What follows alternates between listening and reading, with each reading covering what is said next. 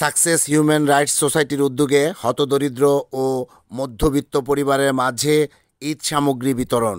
আজ মঙ্গলবার বাদ জোহর নগরীর ২ নং রেলগেট ফজর আলী ট্রেড সেন্টারে সাকসেস হিউম্যান রাইটস সোসাইটির প্রধান কার্যালয়ে সাকসেস হিউম্যান রাইটস সোসাইটির আয়োজনে হতদরিদ্র ও মধ্যবিত্ত পরিবারের মাঝে ঈদ সামগ্রী বিতরণ অনুষ্ঠানে সোসাইটির চেয়ারম্যান মোহাম্মদ সোবহান ব্যাপারীর সভাপতিত্বে প্রধান অতিথি হিসেবে উপস্থিত ছিলেন নারায়ণগঞ্জের civil surgeon আ.ফ.ম.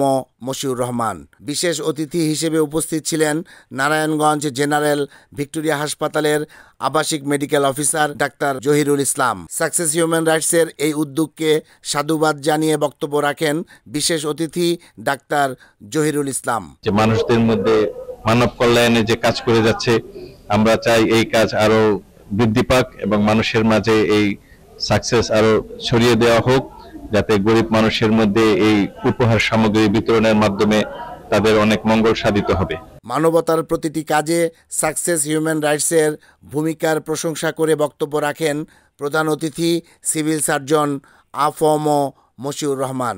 Success human rights society নারায়ণগঞ্জে দীর্ঘদিন ধরে মানবতার কল্যাণে কাজ করে যাচ্ছে। তারই ধারাবাহিকতায় প্রতি বছর ঈদে হতদরিদ্রদের মাঝে তারা ঈদ সামগ্রী বিতরণ করে। আজকে এই ঈদ উল ফিতর পূর্বে ঈদ সামগ্রী বিতরণ অনুষ্ঠানে আজকে যারা সমবেত হয়েছেন, আমরা সেখানে হতদরিদ্রের মাঝে ঈদ সামগ্রী বিতরণ করব। এই ধরনের কার্যক্রম সমাজের সবাই যদি বিত্তবানরা এগিয়ে আসে, এই ধরনের কার্যক্রম যদি বেগবান হয়, তাহলে সমাজের দরিদ্র যারা আছে তারা অনেক উপকৃত হবে।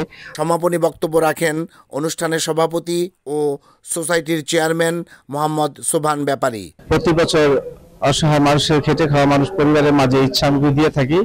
তার প্রতি বছরের ধারাবাহিক ন্যায় এবারে আমরা আজকে ১০০ পরিবারের মাঝে এই সামগ্রী বিতরণ করার জন্য আমরা প্রস্তুতি নিয়েছি এবং আজকে আমাদের এই বিতরণ উদ্বোধন করবেন আমাদের সম্মানিত প্রধান অতিথি নারায়ণগঞ্জ জেলা civil surgeon Moshiur Rahman sir.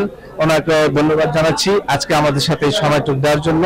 এবং শুধু তাই নয়, আমরা আমাদের সংগঠনের সকল সদস্যদের তাদেরকে নিজ উদ্যোগে আমাদের সৎ ইনকামের উপার্জনের একটি অংশ দিয়ে আমরা প্রতিনিয়ত সবসময় প্রতি বছর এই কার্যক্রম করে থাকি।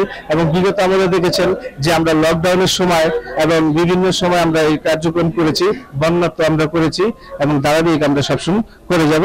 বক্তব্য শেষে প্রায় ১.৫ শতাধিক হতদরিদ্র নারী পুরুষ ও মধ্যবিত্ত পরিবারের হাতে ঈদ সামগ্রী তুলে দেন প্রধান অতিথি, বিশেষ অতিথি, সোসাইটির চেয়ারম্যান সহ সোসাইটির কর্মকর্তা বৃন্দ। রিপোর্ট আহমেদ শরীফ, NAN TV।